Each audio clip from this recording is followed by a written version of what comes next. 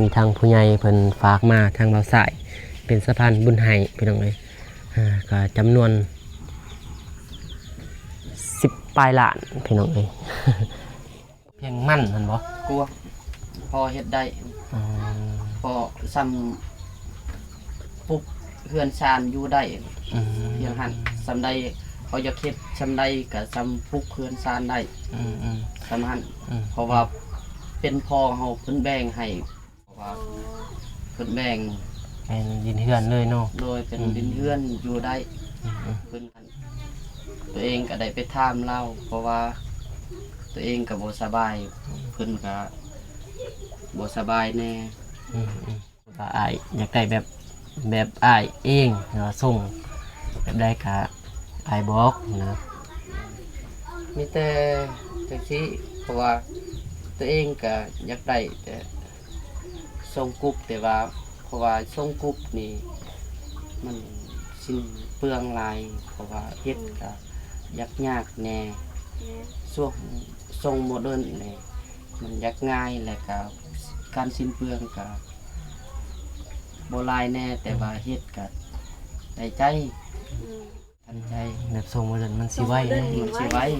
พอมันก็สิเสียค่าอันนั้นมุ้งก็บ่หลายมันสิยาวเลยหลังคาก็เอาเฮ็ดแบบมันบ่ยากปานใด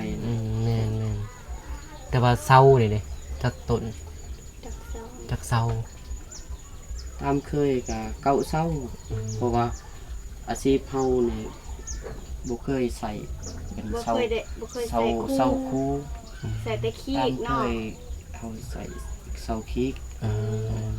โอเคก็ถือว่าแต่ว่าส่วนกลางนี่ส่วนกลางก็อยากให้เป็นห้องแบบนี้อันแหละเพราะว่าอันนี้เป็นห้องแบบห้องอยู่น่ะทางกลางนี่ทางกลางนะครับของเบาะแบบบ่นอนแบบนั้นแต่ว่ากระสุดอิงตามทีมงานเฮาเดี๋ยวในทีมงานเฮาปรึกษาทีมงานอีกพอไปได้ว่าตัวเองก็เว้าบ่ได้แม่ขอบใจทางพ่อบุญทงเพิ่นฝากมาเพิ่นว่าสิเอาแล้วก็เงินสมทบนะเงินสมทบสร้างบ้านเป็นจำนวน14 ล้านพี่น้องเอ้ยมาแจ้งให้อ้ายในมื้อนี้แต่ว่าเฮาก็แจ้งปุ๊บเฮาก็สิซื้อมาเฮาก็สิแจ้งอ้ายเลยว่าอันนี้หมดเท่าใดนะมันก็สิมีบิลให้อ้ายได้รับรู้นำกันเลยพี่น้องเอ้ยโอเคมีแต่ทางอ้ายแล้วก็เอื้อยน้องวันก็ขอบใจทางพ่อบุญทงเอาไว้พรนั่นแหละเกินมีหยังก็อวยพรผู้ใหญ่ใจดีใจบุญผู้ใหญ่บุญทงที่เมตตาสงสารลูกหลานที่ความทุกข์ความจนในตอนนี้ขอให้อายุมันควรยืนขอให้สร้างให้ลูกปลูกให้ขึ้นปรารถนาสิ่งใดขอให้ได้สิ่งนั้น100 เท่าพันเท่าขอให้ได้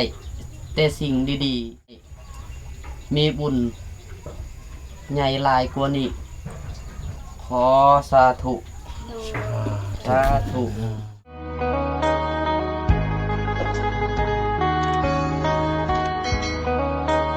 พี่น้องเอ้ยเปิดภาพมากามาอยู่เพื่อนน้อง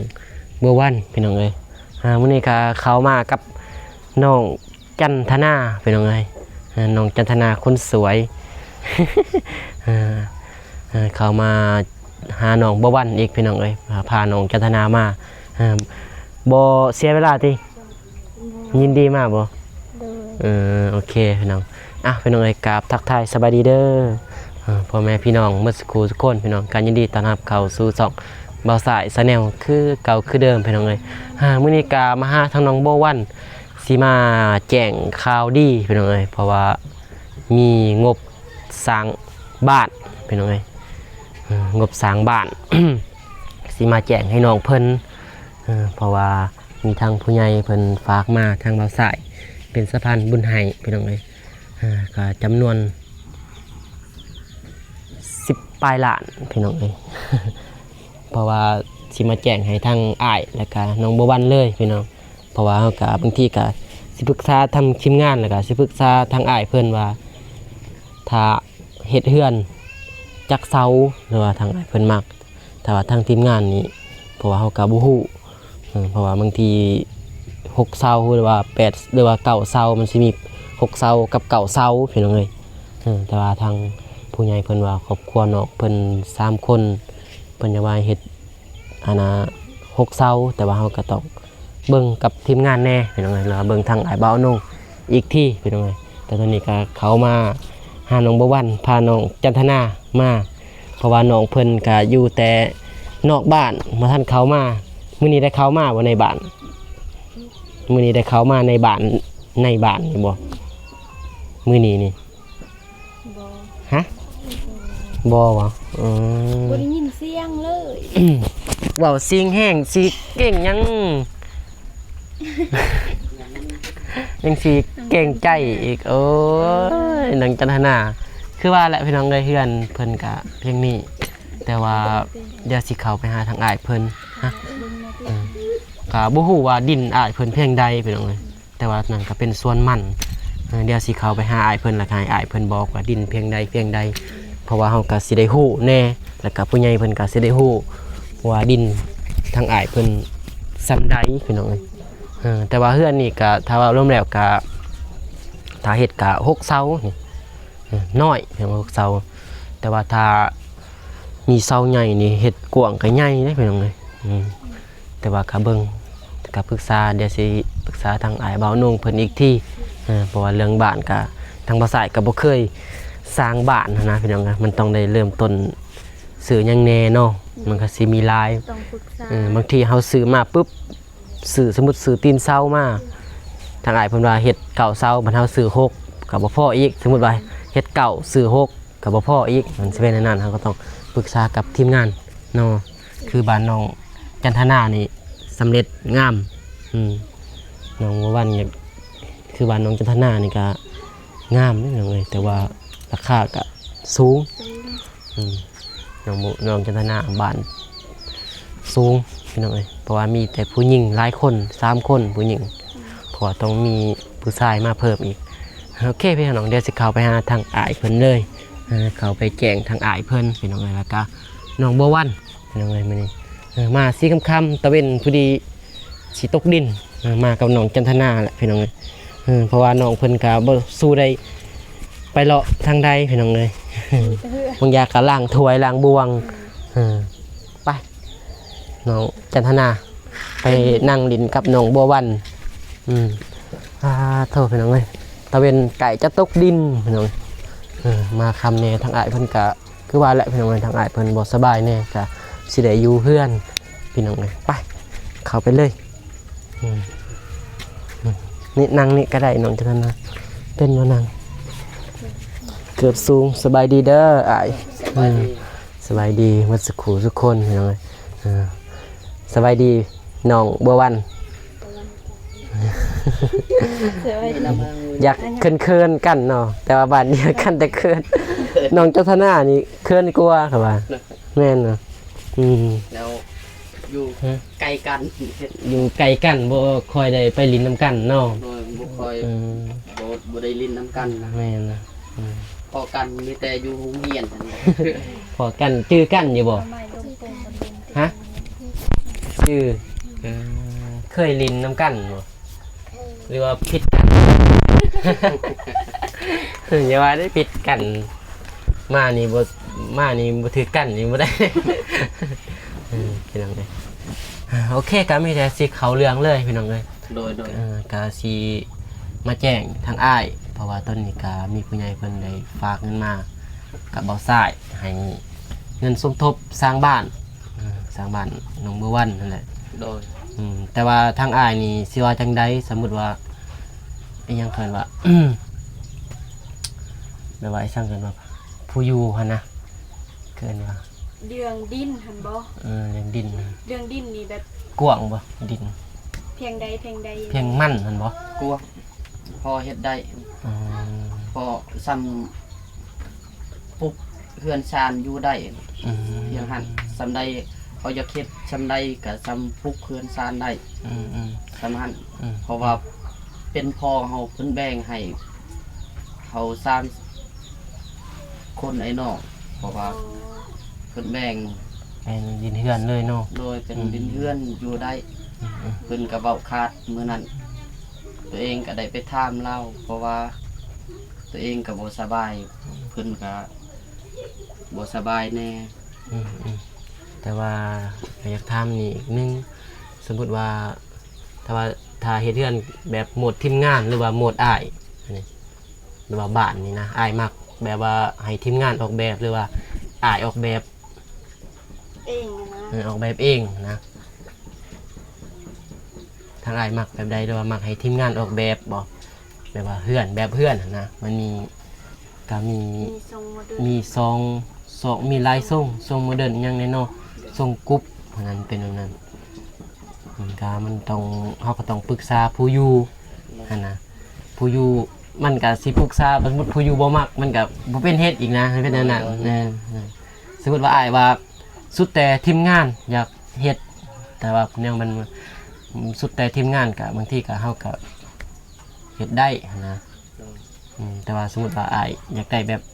บบอ้ายเองหรือว่าส่งแบบได้ก็อ้ายบอกนะ มีแต่จังซี่เพราะว่าตัวเองก็อยากได้แต่ทรงกรุ๊ปแต่ว่าเพราะว่าทรงกรุ๊ปนี่มันสิ้นเปลืองหลายเพราะว่าเฮ็ดก็ยากแน่ เนี่ย ช่วงทรงโมเดิร์นนี่มันยากง่ายและก็การสิ้นเปลืองก็บ่หลายแน่แต่ว่าเฮ็ดก็ได้ใจ อืม เฮ็ดแบบทันใจ แบบส่งมาเดินมันสิไว้ ทรง นะ โมเดิร์ มันสิไว้ ไว้ พอมันก็สิเสียค่าอันนั้นมุ่งกับบ่หลาย หมู่ มันสิยาวเลย พระหลังคาก็เอา อืม เฮ็ดแบบมันบ่ยากปานใดนะ แม่นแต่ว่าเซานี่เด้จักต้น จักเซา จักเซา ตามเคยก็เก่าเซาเพราะว่าอาชีพเฮานี่บ่เคยใส่เป็น บ่ เซา เคยได้บ่เคย เซา ใส่ เซา คู่ คู ใส่แต่ขี้ ตาม อีก เค เนาะ ยเฮาใส่เซาคิก โอเคก็ถือว่า แต่ว่าส่วนกลางนี่ส่วนกลางก็อยากให้เป็นเสกเป็นห้องแบบนี้อันแหละเพราะว่าอันนี้เป็น อยาก ห้ ให้ องแบบห้องอยู่อะนะ อืม ทางกลางนี่ทางกลางนี่กับห้องเบาะแบบบ่นอน แบบนั้น แต่ว่ากระสุดอิงตามทีมงานเฮาเดี๋ยวในทีมงานเฮา ปรึกษาทีมงานอีก พอไปได้ พอไปได้ เพราะว่าตัวเองก็เว้าบ่ได้อัน แม่นแต่ว่าต้องปรึกษานํทีมงานแน่เนอน อะไรก็ สมมุติว่าได้ก็ได้ แต่ว่าตอนนี้ก็เพราะว่านำเราสายนี่มีแล้วเงินสมทบสร้างบ้านนั่นมีแล้ว เลย เพราะว่าทางผู้ใหญ่เพิ่นฝากมาให้สร้างบ้านหนองบัววันก็14 ล้านเพิ่นฝากมา เลย แต่ว่าบ่ฮู้ว่าสิแล้วหรือบ่ก็บ่จัก แต่ว่าเพิ่นฝากมาซ้ำนี้บางทีเฮาก็สิซื้อมาทีละอย่างนะบางทีก็สิซื้อตีนเสาแล้วก็เสา แต่ว่า ก่อนก็มีแต่ว่าเฮาบ่มั่นใจว่าสิแล้วเลยได้ก็เฮาบ่มั่นใจ แม่ แต่ว่าถ้าว่าฝากความหวังว่าแล้วเลยเฮาก็บ่แน่เนาะ เพราะว่ามันเป็นเงินของผู้ใหญ่ ใหญ่เพิ่น แม่ สมมุติเฮาก็คือว่าแหละคันเฮาเพิ่นฝากเงินมาสมทบสร้างบ้านเฮาก็เอาไปซื้อตีนเสามาเฮาก็อัปเดตเด้ อัปเดตตีนเสา แบบคอยซื้อเทื่อละเล็กเทื่อละน้อ คอย ยซื้อเท่าเล็กน้อยเพราะเฮาก็ได้สั่งเด้ โดย สั่งตีนเสาสั่งเสาคือที่บ้านน้องเพิ่นนั่นแหละสั่งทีละอย่างมาแต่ว่าอายว่าเก่าเสาเฮาก็สั่งมาเก่าเสาตีนเสาก็เก่าตีนเนาะเพราะว่ามันทางนี้เขาสิได้เฮ็ดเทือนน้อยสุดเป็นเก่าเสาแหละพี่น้องเอ้ย หน่อยชุด แม่น6เสาก็บ่เป็นมันคู่ทางนี้เพิ่นสิถือบ่ว่าไผบ่ใส่ก็ถือ คือกัน ทางแม่บัววันเพิ่นว่าตัวเองบ่อยากได้สูงแน่เพราะว่าเพื่อนหลังน้อย อืม มันสูงก็ตัวเองบ่มั่นใจกับพายุ ย่านพายุ อยากได้ตาม แต่ว่าเราก็รอเบิ่งเนาะถ้าได้ เข้มกับตัวเองก็บ่สบายปานใดก็ย่านแน่ อืมนั่นแหละ หลัง ถ้า สู มี ง รอเบิ่ง เก่าเซา มีแต่คอยเป็น ต่ำๆ คอยไปนั่นแหละ เออ ถ้าได้กันดีใจนะพี่น้องเอ้ย ไหลก็สุดดีใจแต่สุดความสามารถเพราะว่าตัวเองก็บ่จักสิเว้าจักสิเฮ็ดเลยบ่จักสิตอบแทนบุญคุณแนวใด แต่นี่เฮา ว่า ก็ มีแต่น้ำใจอันแหละสุด ล่มสุดตายแหละก็สิเว้าล้มแหล่ เพราะมันก็เป็นสินใหญ่ได้พี่น้องเอ้ยเพื่อนใหญ่สุด แม่นนั่นแหละ มีแต่จังสั้นเดี๋ยวเราใส่กับสิปรึกษากับอ้ายบ่าวนงนี่ว่าทางอ้ายบ่าวนงเพิ่นก็มีงบบ่ได้แจ้งบ่ จังมาแล้วเราแจ้งมื้อนั้นก็มีแต่2ล้าน 2 ล้านเนาะ เลย อันนี้ก็สิปรึกษาทางอ้ายเพิ่นอีกทีบางทีก็ ก็ ก็สิ มันได้10ปลายแล้วค่ะนี่เขาสั่งมากก็ ทาง สิมี นี่ก็ เสา 14ทางอ้ายก็ซ่องก็เป็น16 เลย 16 ล้านคร่าวๆก็ระดับ3 4 50พุ่นแหละพี่น้องเอ้ยบ้านหนึงมันก็ 450ยังเป็นร้อยไม่จ้ะ นี่บ่เป็นหรอก บ่ได้บ่ได้เนาะ 4-50 เพราะว่า เนาะ เพื่อนแบบเพื่อนบ้านแบบน้อยสุดนั่นแหละแต่ว่า คือบ้านน้องจันทนานี่ก็ดอกเท่าใดบ้านน้องจันทนาก็ หลาย หลายบ้าน หลาย 5คูณ6 พอมันแพงนะตอนนั้น5คูณ6บอกแม่นบอก คูณ6เลย5คูณ6เลย ซองห้อง5คูณ6ก็เดี๋ยวนี้มันก็คือว่าแหละพี่น้องเอ้ยมัน เรื่องเครื่องของ มันแพงแล้วเดี๋ยวนี้ บ่แม่นยังว่า ถ้าว่าเงิน30ป้ายแล้วก็10นี่ก็ยังบ่อยากเห็นแหละแต่ว่าเฮ็ดอยู่ตีนเซากับเซาหั่นน่ะคือมันน้อยเดียวแหละที่เฮาเบิ่ง แม่นั่น แต่ว่าเฮาซื้อ แต่เฮาซื้อนี่มันเงินมันหลายพี่น้องเอ้ยเอาใส่ก็ถือว่าเป็นครั้งแรกแหละ เมีย ที่ เมียไปกวดโรงหมอมื้อนั้นมื้อซื่นบ่เราไปคลินิกไปกวดอันนั้นก็เงินเบาเตียงเราให้ทางเบาเตียงเรามอบให้ล้านหนึงคันบ่ต้องบ่มีบ่ได้เห็นห้องหมอบ่เห็นสุขศาลาแล้ว แม่น แห่ง ๆ ตัวเองอีกเก็บของโอ้ว่าทรมานเป็นบ่จักสิเว้าครูบาท่านแหละคือตัวเองเว้ามื้อนั้นนำบ่เตียงไว้จนอยากฆ่าลมต่อตายก็มีปานนั้นความ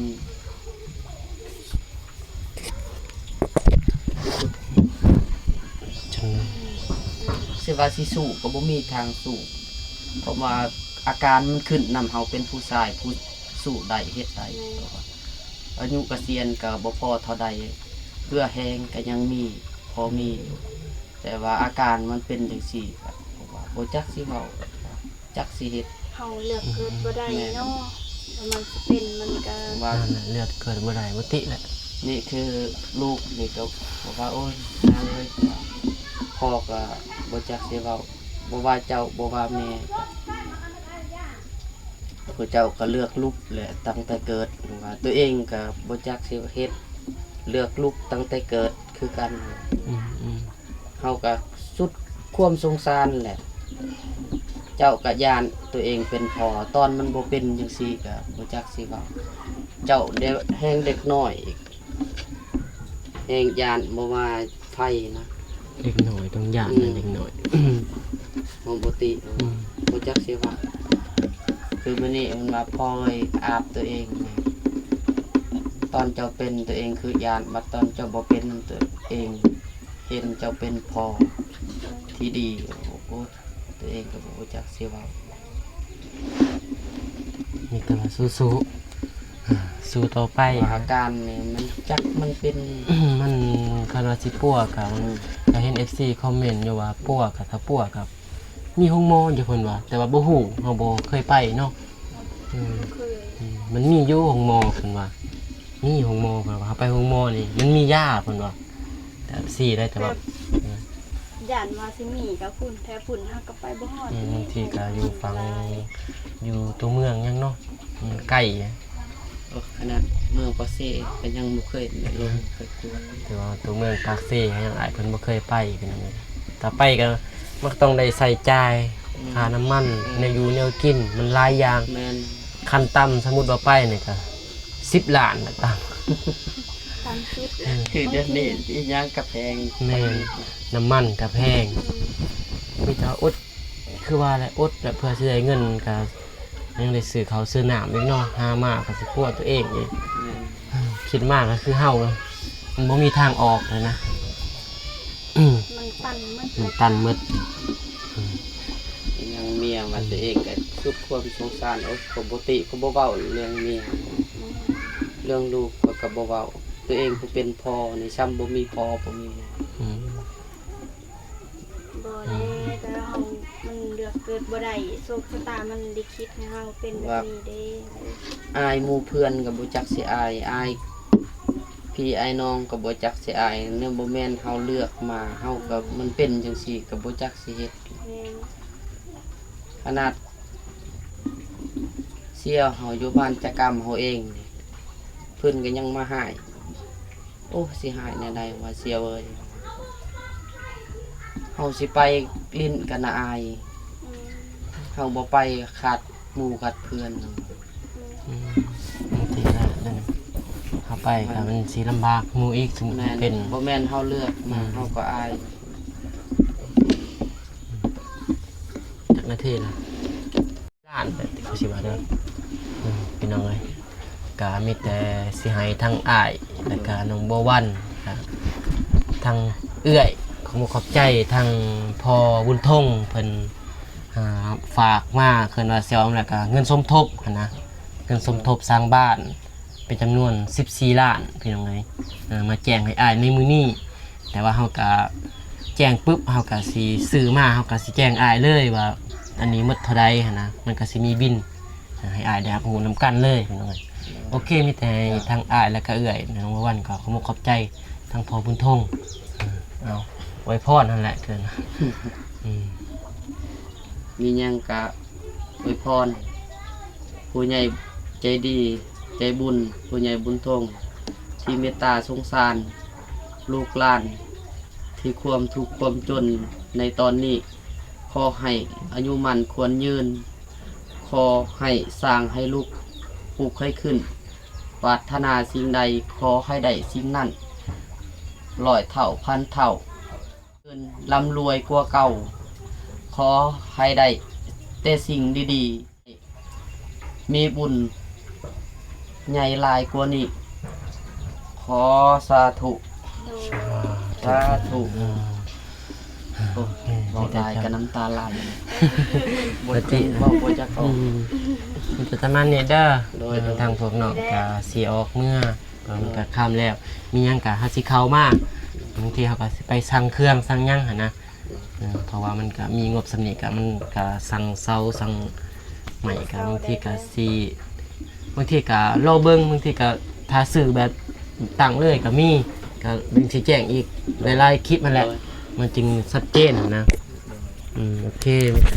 ขอบใจเด้อ โดย อยู่ดีมีแห้งเศร้าเจ็บเศร้า ดีสุด โอเคพี่น้องไปน้องจันทนา น้ำกัน เลยมีแต่รอรุ่นไปนำกันน้องเลยเพราะว่ามื้อนี้ก็มาแจ้งก่อนเพราะว่ามีผู้ใหญ่เพิ่นให้มาแจ้งก่อนพี่น้องเลยก็มันมีนักแน่ทางพอหักนั่นแหละพี่น้องเลยพอหักเพิ่นให้รถสายเป็นสะพานบุญเขตบ้านหนองบัววันแต่ว่าสิแล้วจักแล้วก็เบิ่งไปนำกันพี่น้องเลยติดตามไปนำกันโอเคพี่น้องก็ประมาณนี้ก็สิเมื่อส่งทางน้องจันทนาแต่ว่าออกทางเดียวแหละพี่น้องเอ้ย พาน้องเพิ่นมาถือว่าบ่เมื่อยบ่มินโอเคถือว่าน้องเพิ่นก็น้องเพิ่นจะมักไปนำน้องบุษบาเด้อพี่น้องเอ้ยแต่น้อยน้องบุษบาก็สิเมื่อไทยแล้วสิบ่ได้เห็นก็สิให้น้องเพิ่นไปนำกันเลยเพราะว่ามันก็สิพอหาน้องก็สิพาน้องบุษบามาจนกว่าน้องบุษบาสิได้ไปไทยนั่นแหละพี่น้องเอ้ยแต่น้อยน้องจันทนาคิดฮอด โอเคพี่น้องประมาณนี้ก็สิจบคลิปไปเพียงเท่านี้พี่น้องเลยมาแจ้งทางน้องโบวันเรื่องงบสร้างบ้านทางเราสายมีอยู่ตอนนี้ค่ะ10 ปลายล้านพี่น้องเลยหรือว่า14ล้านนั่นแหละพี่น้องเลยมีอยู่ในตอนนี้แต่ว่าเฮาก็สิปรึกษากับทีมงานหรือว่าทางอ้ายบ่าวนงหรือว่าหลายๆทีมงานแหละพี่น้องเลยเพราะว่าซ้ำนี้มันก็ซื้อได้อยู่แต่ว่ามันก็เดี๋ยวสิปรึกษาทางอ้ายเพิ่นอีกทีแล้วก็ปรึกษาหลายๆพี่น้องเอ้ยโอเคพี่น้องก็คลิปนี้ก็สิขอให้พรให้ทั้งพ่อบุญทงอยู่ดีมีแห้งความเจ็บอย่าได้ความขายอย่ามีขอให้หังให้มีให้ร่ำให้รวยเมื่อสุขสุขคนเด้อพี่น้องเด้อปรารถนาสิ่งใดก็ขอให้ได้สิ่งนั้นให้ดมปรารถนาพี่น้องเอ้ยอย่าเจ็บอย่าจนพร้อมครอบพร้อมครัว